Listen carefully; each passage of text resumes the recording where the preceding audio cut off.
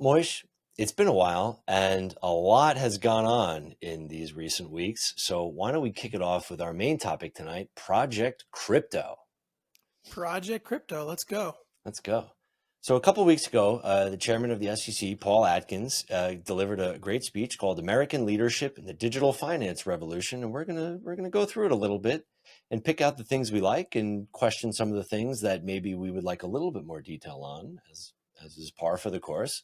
Why don't you kick us off a little bit here? Yeah, so we'll go through it a little bit. And this was given about 2 weeks ago by Chairman Atkins, as you mentioned. And it's very interesting because this follows off a report that was issued. There was a presidential working group report that was a report written to President Trump about basically following in his proclamation that America should be the crypto capital of the world. Chairman Atkins went through and gave a speech that's ordered in, kind of goes through starting with the history of capital markets from Buttonwood to the blockchain. So I think it's really cool, and I'm putting up on the screen here, and we'll read start some of the speech. And he starts off his speech really with calling back to the Buttonwood tree. So I'll read. The winds of innovation have always swept through our capital markets, often at gale force. In 1792, they rustled the leaves of a buttonwood tree, beneath which 2 dozen stockbrokers assembled to establish the forerunner to the New York Stock Exchange. That modest agreement, fewer than 100 words handwritten on a slip of parchment, set in motion an elegant design that would govern the flow of capital for generations. That's So fantastic. I think it's fantastic calling back to the Buttonwood tree and then the evolution of the capital market since then, from 2 dozen stockbrokers to a dynamic, electronic capital market system, and highlighting that the SEC's role has been to safeguard markets throughout this, evolution of human creativity. Sure. So that's the I context. I like the quote, and I as a student of history and fan of history, one of the things that we often lose sight of when new policy comes out or new initiatives come out is we kind of look at them in a vacuum. Are they good or are they bad? And one of the things that I like that he did here and throughout the speech is harken back to that, because it's important to know where we were. It's important to learn from the mistakes. It's important to show how we've evolved from where we were to where we are now and to where we want to go. And I think that often gets lost in the shuffle with a lot of the policy initiatives, that not just now, but always with these things. So I like that. I thought that was cool. Well, but I think it really drives the point clear when he's talking about stacks of paper stock certificates that had to be physically delivered by clerks on carts, and securities were lost or What stolen. was the thing, the machine? You see it in like Hudsucker Proxy where it's like the stock Oh, ticker the and ticker then tape. the Yeah, ticker, yeah, but yeah, the like the end ticker of the tape. movie, the entire room is just filled with the ticker tape. Yeah, there used to be there were literally ticker tape parades where people threw those things down their At the door. skyscrapers. Right. So I mean, I think this really just makes it's kind of jovial in a way, but it makes clear that like the system and the regulations for the system were not static and were not meant to be static and have Right. always evolved to catch up with modern times and new technology.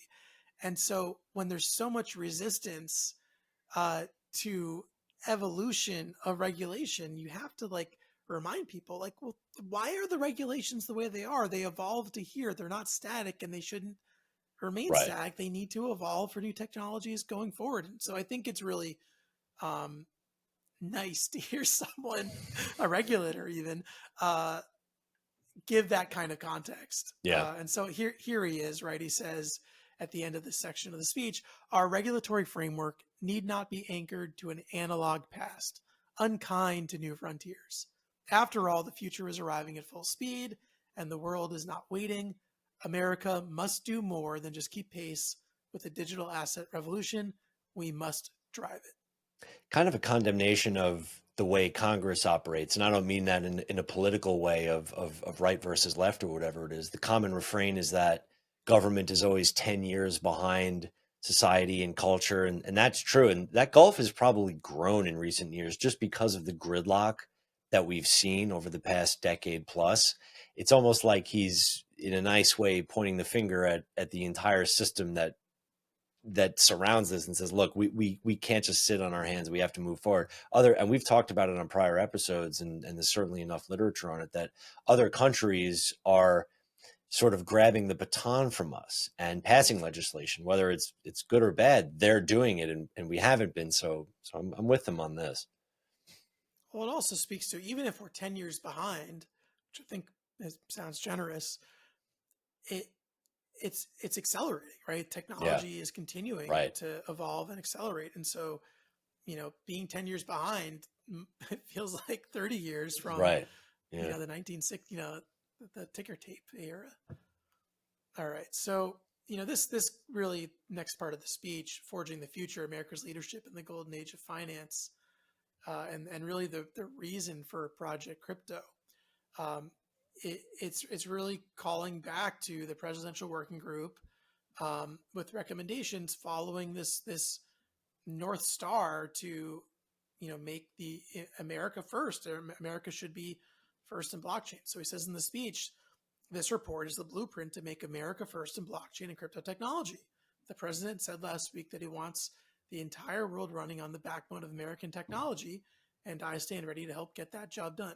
So obviously, this is a political statement too, and I think he's trying to make some people happy and seeing him say the right things. But I really feel that everything the agency is doing is not just giving lip service, but is actually really trying to put these things into action.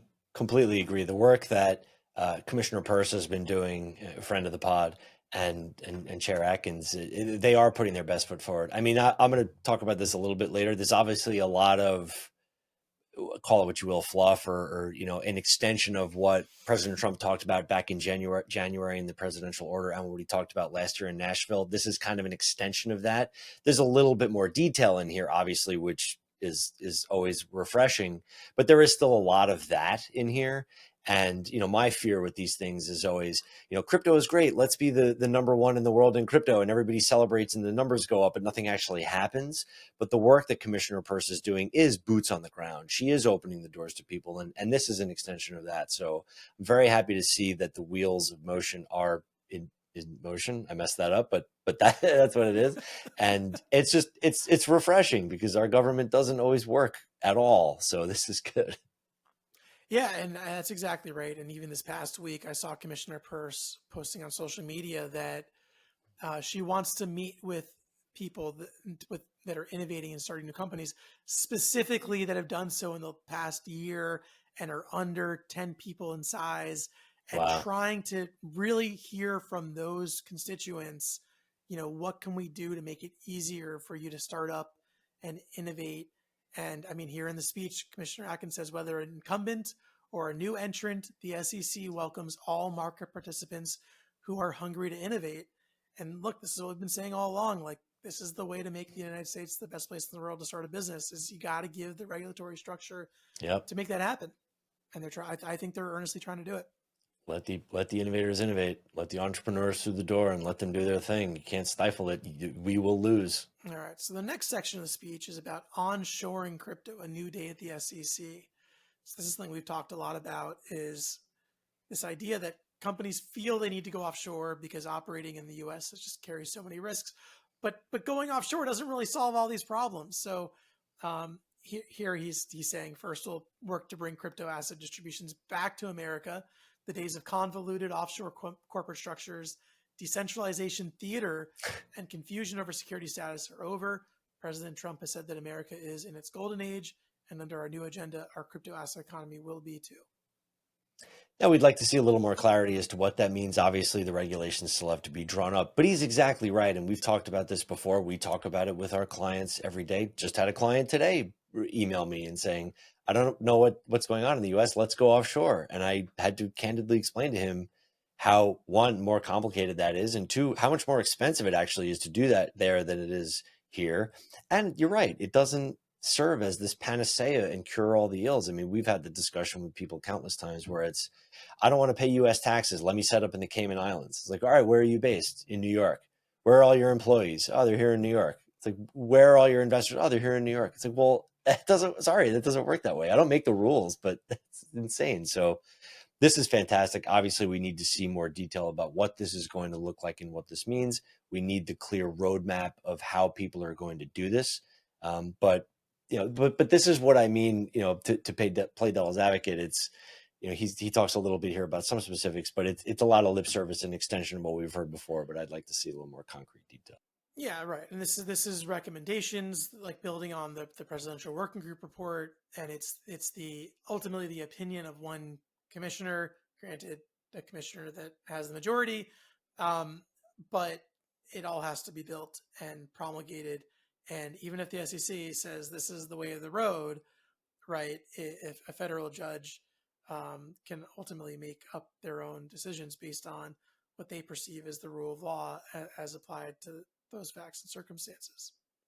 I But like he this line. has here, right? He's directing the commission staff to work to develop clear guidelines that market participants can use to determine whether a crypto asset is a security or subject to an investment contract. Right.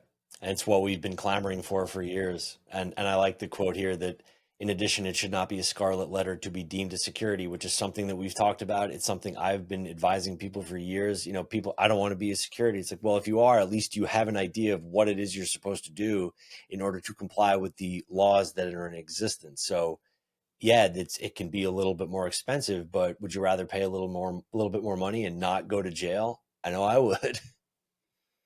Right. And we hear that time and time again. It's like, I'm not trying to skirt the law. I just want to know what to do. If you tell me what to do, I'll do it. Yeah. And the reality was the prior administration wouldn't provide the rules of the road. They would not provide clear guidelines. So true. And so here, they're directing the commencement of the work to provide those guidelines. But of course, we don't actually have them yet. So that's the next step.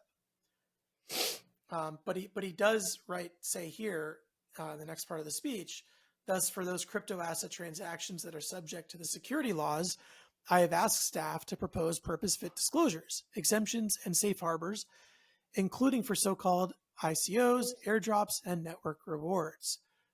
So the idea that issuers should no longer exclude Americans from distributions, and that Americans should enjoy legal certainty in an accommodating regulatory environment, and that will lead to a Cambrian explosion in innovation.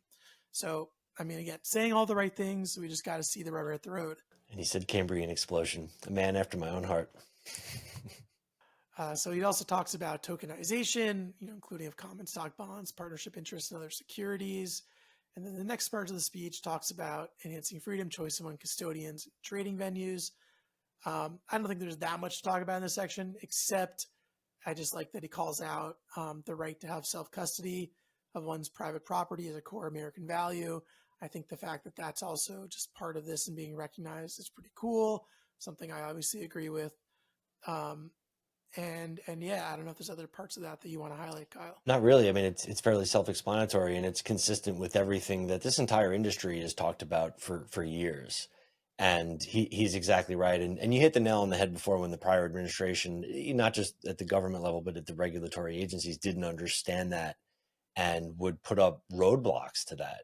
It makes no sense. It's not even worth belaboring, but it didn't make any sense. That's to me is an absolute no-brainer. All right. Next part of the speech talks about horizontal integration of super apps, which I think is a really cool concept, and the idea that if you want to offer securities and under the umbrella with other cool stuff, it's really difficult because you kind of have to opt into one regulatory system, and if you do that, it excludes all the other systems. So making it easier for comprehensive software systems to let people trade securities, commodities, DeFi, stablecoins, banking, all under one roof. I gotta say, it sounds cool. I mean, if they do call it Reg Super App, I would be very pleased. And he's exactly right. Again, it's I don't want to keep repeating the same thing, but it's this no-brainer stuff. But this is why I always get nervous about these things, because let's have these lofty goals. Let's make America the best. Okay, cool. What does that actually mean? How do we do that? And that's where you said where the rubber meets the road. That's exactly right. I mean, he gets into some of that stuff, but that's always just what makes me nervous about these things. It's very lofty. I think being nervous is right, because there is only so much time to make this happen before we're going to be in election season for the midterms, like pretty soon. We're getting there, and then kind of when you turn the clock to 2026, it's kind of a question mark, like, well, how much is actually going to get done in Washington? So the SEC can still kind of work through these issues and issue regulations. But if you want, market structure, if you want tax reform, these things are going to take acts of Congress. And so, we'll see. Godspeed. Godspeed. The next section talks about unleashing U.S. markets, big, beautiful on-chain software systems. There's some big, beautiful, flowery language in here, but we gotta, rubber road kind of. At least they're consistent. Right. Fostering innovation, commercial There we go. viability is our true north. Is I think the penultimate section here, and this is what they've been talking about is giving exemptive relief. So he says, under my vision for an innovation exemption, innovators and visionaries will be able to immediately enter the market with new technologies and business models, but will not be required to comply with incompatible or burdensome prescriptive regulatory requirements that hinder productive economic activity. Yeah. This is something that he's said now several times. Commissioner Peirce has hinted at about the idea that the SEC can more assertively wield their exemptive relief to allow market participants to not be bound by rules that don't make sense for the business activity that they're contemplating. I think that's great. I don't know how much of it we've seen publicly so far. That's one of those things that I expected would happen a bit more quickly because it's something that seems to be more in the unilateral abilities of the SEC and its commissioners. Yeah. But it sounds like it's going to start coming. Well, and what he's talking about specifically here is this idea that previously, if you wanted to comply with the federal securities laws, let's say you wanted to go public and you're issuing a token, well, the Securities Act says, well, you need to have audited financials and you need to have your plan as to what you're going to do with all the money. Well, you're a crypto company. You don't have audited financials, and what are you auditing? And you don't have a plan for going forward. You're just issuing a token for everybody to watch the number go up. And these companies would just get rejected right out the gate if they even got, unless they got arrested by walking into the SEC. So he's exactly right. There was a complete incongruity there for people who were trying to do the right thing and couldn't do it. The only thing I would say here is that's great. I'm all for an innovation exemption, and that's fantastic. And he talks about, maybe these people would have a commitment to make periodic reports consistent with the securities laws, incorporating whitelisting or verified pool functionality, restricted token securities. That's all great. But he does say earlier in the speech, it's almost like an afterthought. We can do all these things, but of course we have to make sure that the ultimate investors are protected, which is the charge that the SEC has in its formation. And to me, as a securities attorney, I agree with everything he's saying here, but that last bit, it's like he just said it because he has to. It cannot be an afterthought. Innovation exemptions are great, but all this talk about, and here's kind of my hot take on this. Entrepreneurship, I'm all for it. Innovation, absolutely. We should be the leader in all these things. But when you say, let's let the free market decide and come what may, we've seen what the free market decides. The free market has decided that employees don't deserve to get paid. It's like you have to have guardrails on it. It does not work. Yeah. We've seen it happen in China. We've seen it happen in Russia. Let's not do that. Well, we've seen it happen here with FTX and Celsius. Yeah. Like that's the free market too, right? So investors want to be protected and they want to do all these cool things until they lose all their money. And then like, hey, why didn't you protect me? Right. Exactly. Right. Exactly. But, it does get back to this idea that if we do, it's hard because we can't move to trustless systems because the regulations don't allow for them. Correct. But in theory, enabling trustless systems would solve many of these problems and make it so, bankruptcies, insolvency, someone stealing your money is just technologically not possible. Right. But that's part of what we're talking about here, right? Is making sure that we have regulatory tools that let Correct. us get there. Make it a feature, not a bug kind of thing. That was my soapbox kind of moment. I knew it was coming. It had to come at some point. And I agree with you that we do need to swing the pendulum and allow these things to happen and grow and foster. And there's a lot of good actors out there. I'm not besmirching the entire industry as just being, bottom feeders. That's not what I'm doing at all. But there needs to be something. But I agree. What we have now is too much of that something. So yeah. Well, and the mix wasn't, as we talked many times before, was incentivizing bad actors and constraining the good ones. So this is going to hopefully level the playing field a little bit. And just to comment on one more thing, which is he specifically references the ERC 3643 proposal, which would allow for permissioned tokens. So compliance tokens, basically, if you want your wallet to be able to trade that token, you need to have been, gone through a KYC, AML, or accredited investor kind of certification, Yeah, and then having permission tokens that allow that technologically. I think that's cool. I think it's cool that the SEC it's cool. commissioner is referencing Ethereum standards in his speeches. That is cool. That's what innovation looks like. Yeah. It's nice to have a regulator who understands what it is they're regulating. Definitely a step in the right direction. Yeah. So look, he says, we're not going to watch from the sidelines. We will lead, we will build, and we will ensure the next chapter of financial innovation is written right here in America. I just think it's a really cool, thoughtful speech. And that's Project Crypto. Nailed it. Love to see it.